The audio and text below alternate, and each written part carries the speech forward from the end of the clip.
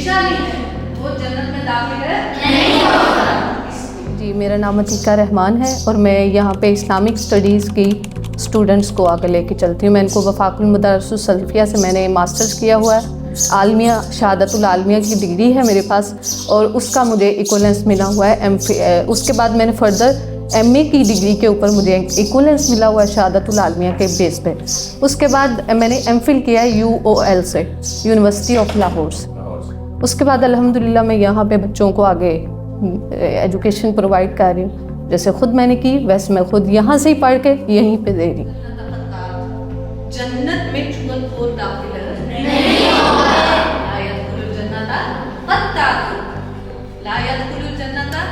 उनके लिए बुक्स हैं, उनके लिए कपड़े हैं, उनके लिए हर चीज़, उनका ख़र्चा है, माहाना ख़र्चा हम देते हैं, खुद ही देते हैं। घर में बच्चियाँ अगर हमारे पास इधर से उनके यूनिफॉर्म्स हैं, उनके कपड़े हैं, शूज़ हैं, हर चीज़ यहाँ से प्रोवाइड होती है उनको।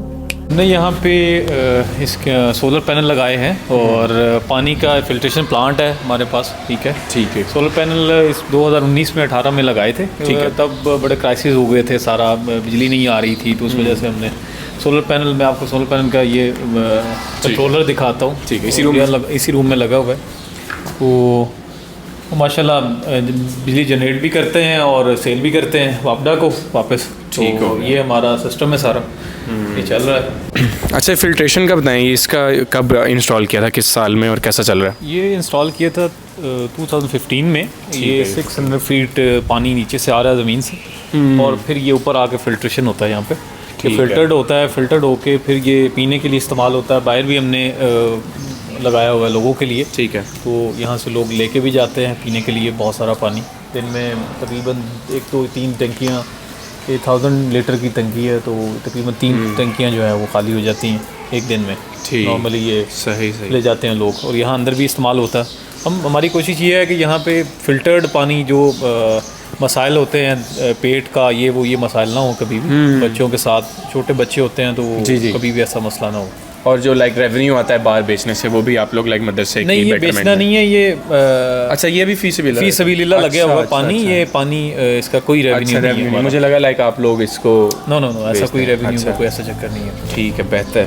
हमारी फैकल्टी माशाल्लाह बच्चों के हिसाब से हमारी फैकल्टी भी हमने उतनी ही रखी है। हमारे शयूखुल हदीस हैं जो उसातिज़ा है, मेल हैं, वो आते हैं, वो दोपहर में आते हैं, शाम तक वो 4 से 5 घंटे वो पढ़ाते हैं बड़ी किताबें, यानी जैसे सही बुखारी हो गई, सही मुस्लिम हो गई, जामे तिरमिज़ी हो गई, निसाई हो गई, बड़ी किताबें, बड़ी क्लास। वफाकुल मदारिस के बच्चों को वही पढ़ाते हैं। बाकी हमारी स्टूडेंट्स के हिसाब से हमारी एवरेज तादाद है, यानी 20 to 30 हमारे टीचर्स हैं जी, इंक्लूडिंग मी।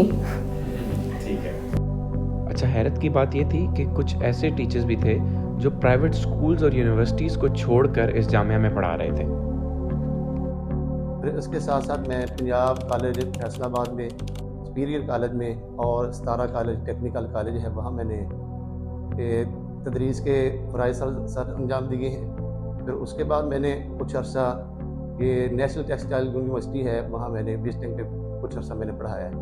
फिर उसके बाद मैंने महसूस किया है कि हमारा कुछ इदारा ऐसा होना चाहिए कोई जहाँ स्कूल और दीन की दोनों तालीम कंबाइन हो, क्योंकि अल्लाह ने भी कुरान पाक में फरमाया कि रब्बना आतिना फिद दुनिया हसना व फिल आखिरति हसना, कि पहले दुनिया के मामलात भी होने चाहिए और दीन के मामलात भी होने चाहिए। अब ये जो लोग आपने कहा कि इस तरफ तवज्जो नहीं देते और जामिया का माहौल और जामिया के निज़ाम के साथ वो वाबस्ता नहीं होते और अपने बच्चों को वो प्राइवेट स्कूलों में भेजने की कोशिश करते हैं, इसमें बुनियादी तौर पे ये है कि उन वालिदैन की खुद सोच जो होती है वो दीनी नहीं होती।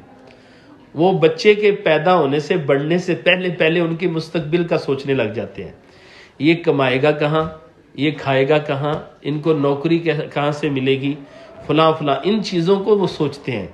और ये जो मदारिस में पढ़ने वाले, इनको सिर्फ कहते हैं कि ये मदरसों तक महदूद रहते हैं और मस्जिदों तक महदूद रहते हैं और वो इस तरफ नहीं आते। तो मुश्किलात काफ़ी ज़्यादा थी।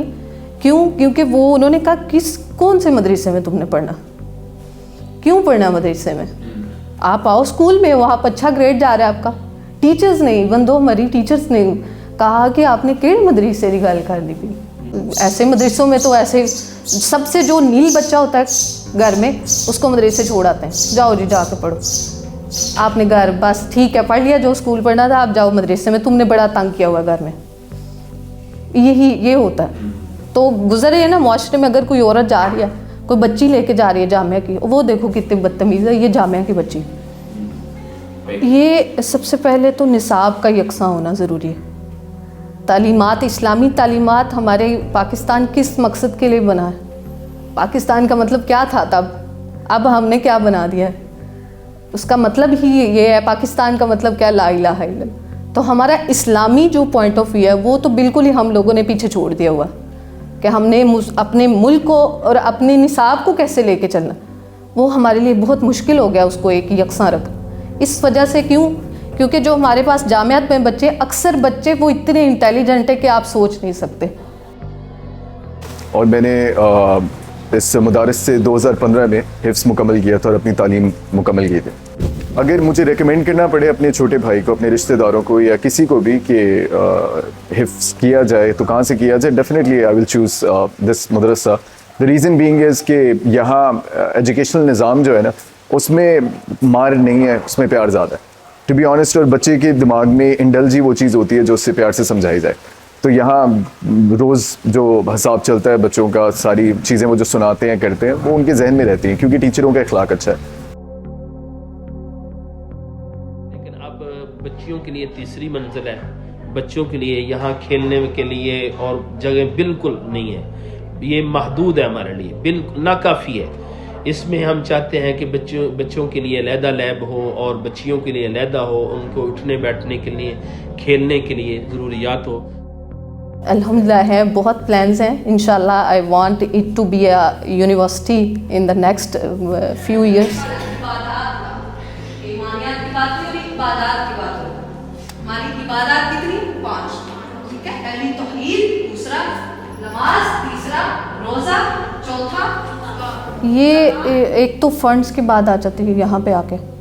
जो फंड्स आते हैं वो तो लग जाते हैं, वो फंड्स है कैसे आते कैसे हैं, हमें तो कोई प्रोवाइड नहीं करती गवर्नमेंट तो इस चीज़ पे करती नहीं है, नज़र ही नहीं मारती कि यहाँ पे इन भी बच्चे, ये भी बच्चे हमारी कौम के बच्चे हैं, इनको भी हमने आगे लेके चलना।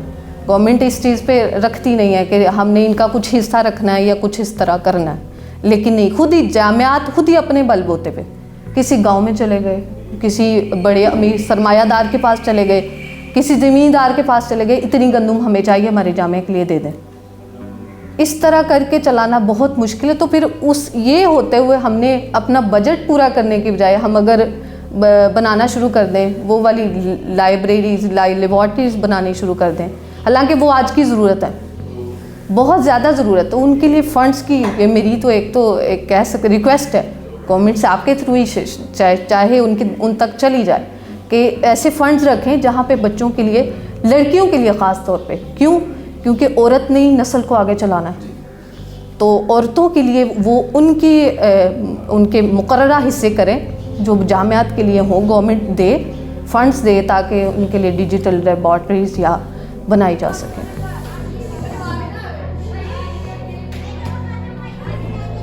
हमारे पास एवरेज स्टूडेंट इनकी 150 to 200 है हमारे पास ना जो बच्चियां हैं। तो उनमें ज़्यादा जो हैं वो उनको पीछे कोई पूछने वाला कह लें कि कोई नहीं, यानी 50 to 60 बच्चे वो यतीम है, मसाकीन है, उनको पीछे कोई पूछने वाला, कोई उनका सरोकार कह लें, लावारिस है। किसी के वालिद नहीं है, किसी की वालदा नहीं, किसी की दादी जान है, किसी की नानी जान है। तो उनको पीछे कभी आती, महीने में एक दफ़ा मिलने आ जाएंगी, तो ख़र्चा वगैरह हम प्रोवाइड कर रहे हैं उनको। हमारे तो आए रोज़ ऐसी स्टोरीज होती हैं। क्योंकि आज एक हमारे पास एक बिल्कुल छोटी सी बच्ची है, 8 years old होगी, 9 years old, उसके पीछे कोई नहीं है, दादी हैं उसको छोड़ जाती हैं और 3 माह के बाद उस बच्ची की ना ख़बर लेने आती हैं। तो ये इमोशनली भी बहुत ज़्यादा हमें दचका मिलता है। हम तो उसकी केयर कर रहे हैं, लेकिन 9 years old जिसकी वालदा, हालांकि हैं वालदा, वालिद फोत हो गए, तो वालदा छोड़ गई हैं। तो बहुत ज़्यादा ऐसे मसाइल हैं जिनको हमने कवर करना होता है और देखना होता है। जब वो बड़ी हो जाएगी, उसकी शादी का टाइम जी, तब कोशिश तो होगी कि उसका पूरा किया जाए। उसको पूरा पहले 8 साल हम कोर्स करवाएं, साथ साथ स्कूल भी मास्टर्स करवाएं, फिर इंशाल्लाह कोई किसी मुकाम पे वो खड़ी हो जाएगी, वो स्टैंड कर सकेगी, खुद एम्पावरमेंट उसके अंदर आ जाएगी, वुमेन एम्पावरमेंट दे के हम उसको आगे चलाएं इंशाल्लाह।